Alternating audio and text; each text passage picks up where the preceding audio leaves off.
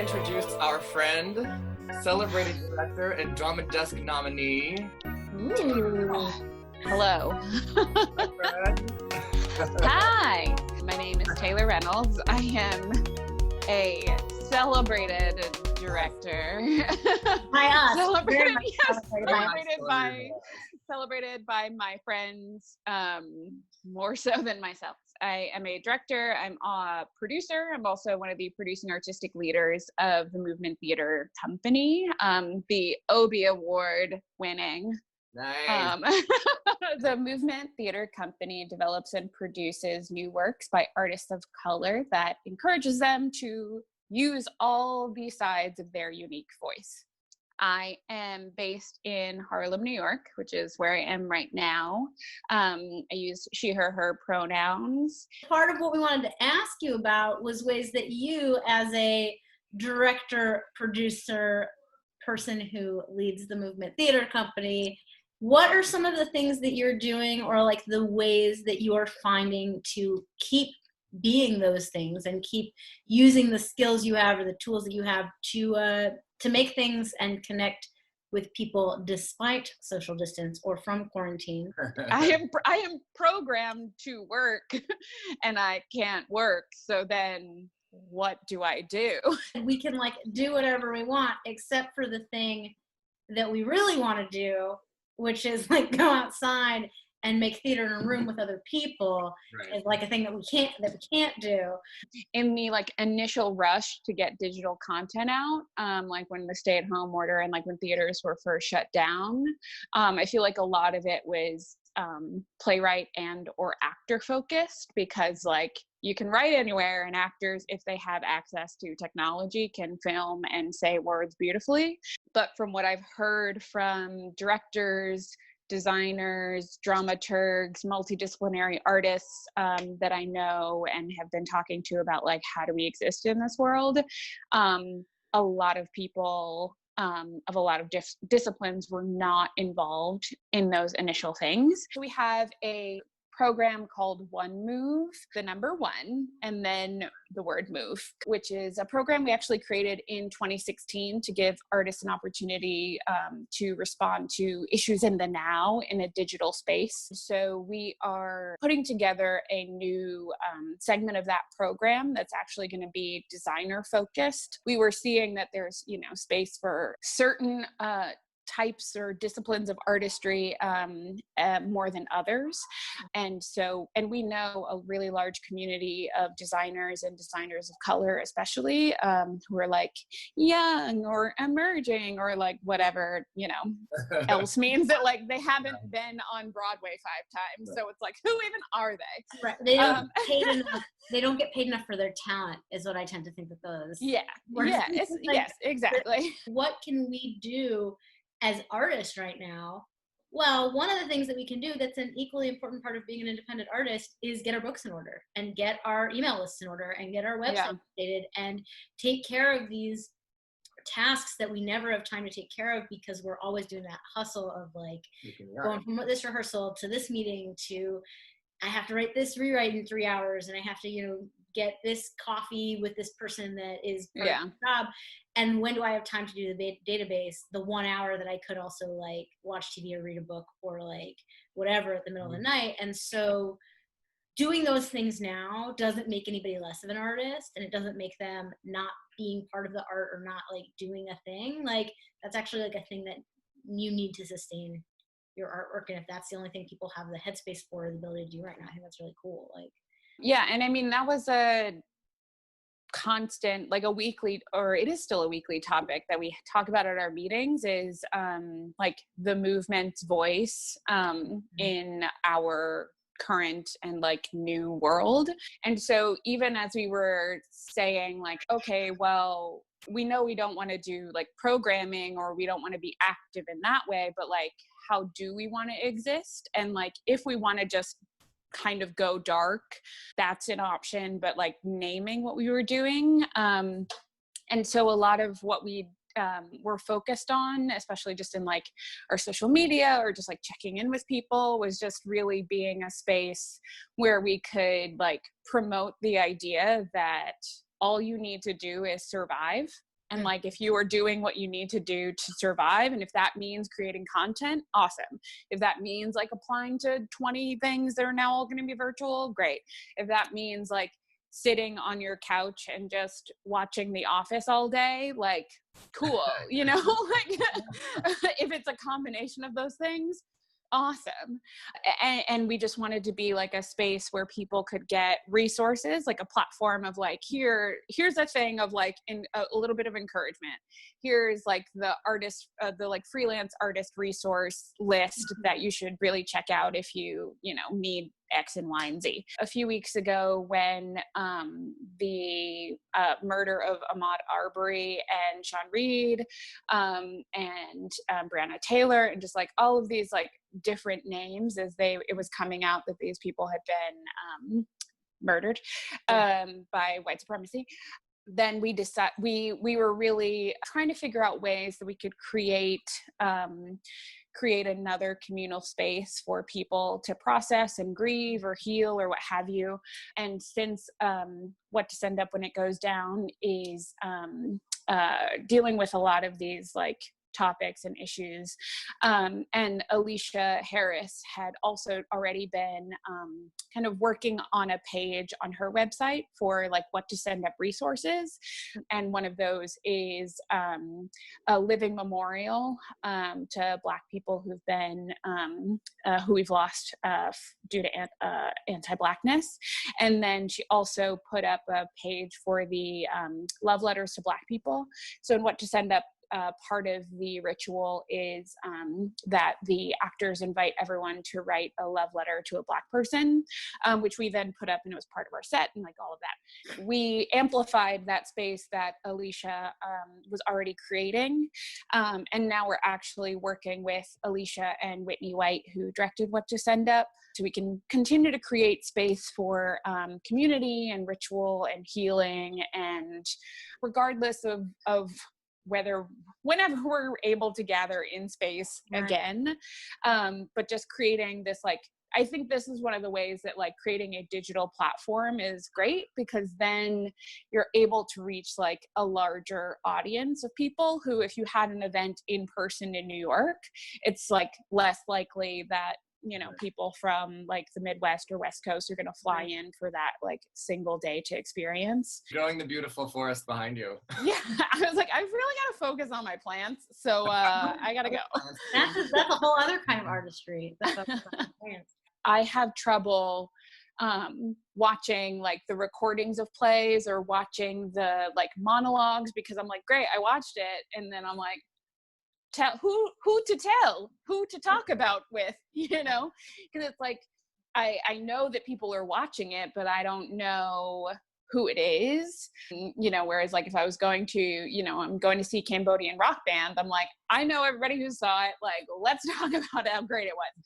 And so we really want to create a space for people to respond, for the designers to perhaps hear that response. And it's also not just like like a critique of like, well, what I really enjoyed about that, but it's like like a collective space for us to be like, oh my God, that video thing you did was crazy. That's exactly how it feels in my brain. Here, like now we're like just leading into a conversation about like us as human people, which I think like continues to be the most important thing that we're focusing on right now, is just like continuing to bring it back to like all of our humanity. And this like impulse to make art should come out of like wanting to express something that we use through our medium, rather than like, oh shit, I gotta make something to stay relevant, because like if I don't die in a pandemic, then like we're gonna come out of it and people are like, so what have you been doing? It was like, if I go to a cocktail party and somebody's like, so what are you up to? I'm gonna just scream and quit. What have you been working on? Oh my God. Working on my mental health. Right. It's like, I just want to, everybody collectively agree that we never ask that question to each other again. What playwrights or plays or genres or anything like excite you as a theater maker? Gina Femia is my best friend and a great playwright and has a book deal. So she there was this like announcement of her book that's called Alondra, based on a play that she has, and it said like Gina Femia turns in the stage for the page, or like something really like schmoozy, and I was like, this is the best fucking thing I've ever seen. So now so now every time I'm like, she like texts me or like calls me, I'm like, oh, is this Gina stage to the page Femia? Are you talking about theater again? Have you progressed to talking? Yeah, about I know. It's like, oh wow, you're talking about the stage again when none exists. She has a play called Lisa. We're actually going to be doing a little internal workshop of with Page 73.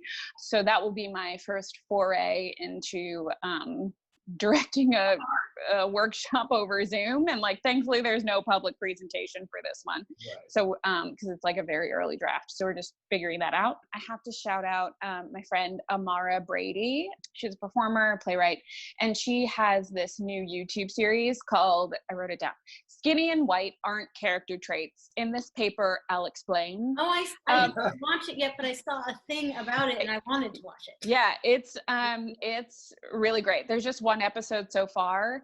She and her dramaturg friend, they kind of break down and like go through the like script of Grease and see if there's any reason why like Rizzo, the character of Rizzo, would specifically have to be skinny and white. And it's just like really wild. The next one they're going to be releasing is The Sound of Music. So it's very worthwhile. Do you have a favorite musical? Oh my goodness. What is my favorite musical? Well, one of them is Caroline or Change. My favorite. It's so good. And then the musical that I could listen to, the musical that I probably care about most in the world is Ragtime. That musical. And because like it's just excellent, and also just like it's like that musical that like could be placed in like the early 1900s. Like you could do a 2020 version of Ragtime right now. Yeah. Which is like terrifying. And Taylor, scary. I think that's something I want to buy a ticket to someday with your name on the ticket. Oh my gosh. That's going to be my one Zoom thing I direct publicly. It's just like a huge mess of Ragtime. I mean, I wrote my thesis in college partially on Ragtime, so I'm ready for it. I'm here. Great. Good. We'll email about it later. We'll make what is something that you hope will be different for the better about the American theater or theater in general once this time of distance is over? I think the first thing is just like related to schedule and overworking. And I really just hope that like on all sides of the theatrical spectrum, so like theater administrators, creative artists, you know, wherever you are, that it's just like people are not working 14-hour days every day and like putting out fires and doing all this kind of like crazy thing, like because that's just what we do, you know. But I know it's something that I'm trying to be conscious of, at least for my own self, of, you know, not doing 3 projects in a day anymore. Yeah. Because is it really good to do that? You know, was I doing a good job? I don't know anymore.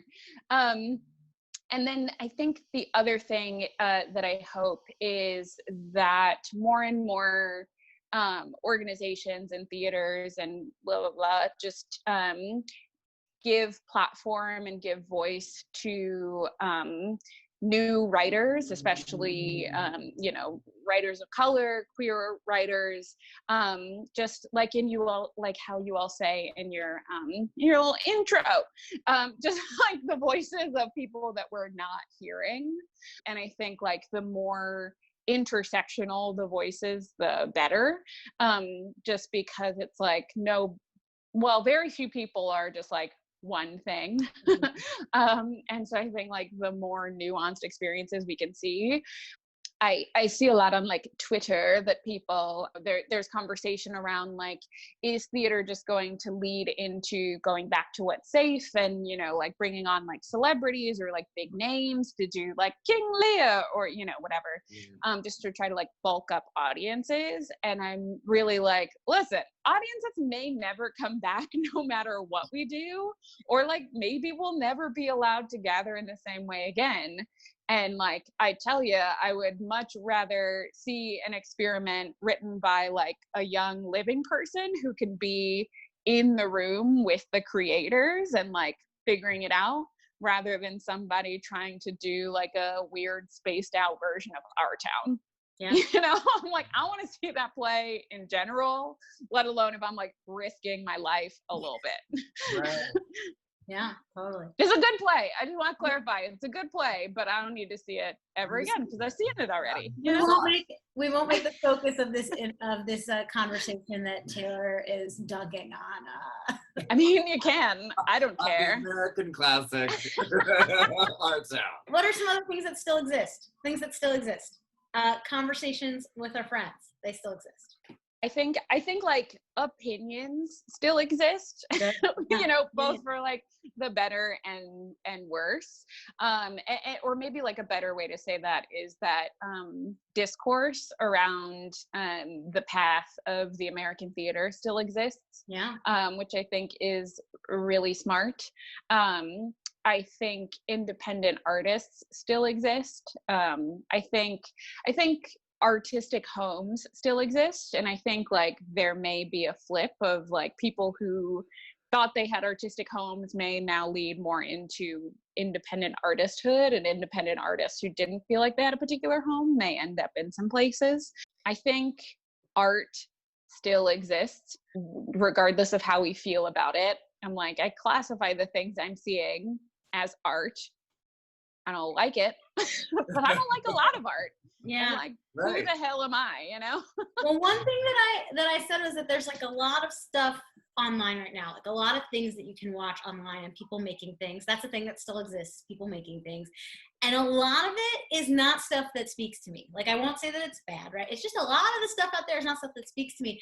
But the truth is that a lot of the stuff I was seeing in person was not stuff that spoke to me. And so why on earth should it be any different than all the things I'm watching now? Why would everything I'm watching now speak to me and suddenly be of a quality subject matter that I found to be super compelling and moving, when prior to this moment, that wasn't the case? Which doesn't mean that those things shouldn't exist, because as you like, it doesn't speak to me, it doesn't mean it doesn't speak to anybody. But also, like, yeah, there's going to be a lot of things on the internet that people are making that don't speak to me or whoever the person who's watching them is, but that's like what it was like before. So that still exists. A lot of things that don't speak to me, and a couple of things that do. Yeah. Cool. Yeah.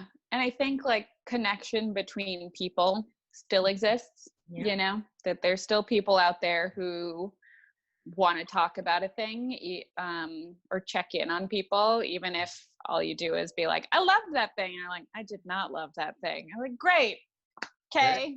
I'm glad you're here and present to see it, you know? This was fantastic. Yeah, thank you. Yeah. Thank you for giving us so much time. Also. Oh my gosh. I'm so glad to talk to the two of you anytime.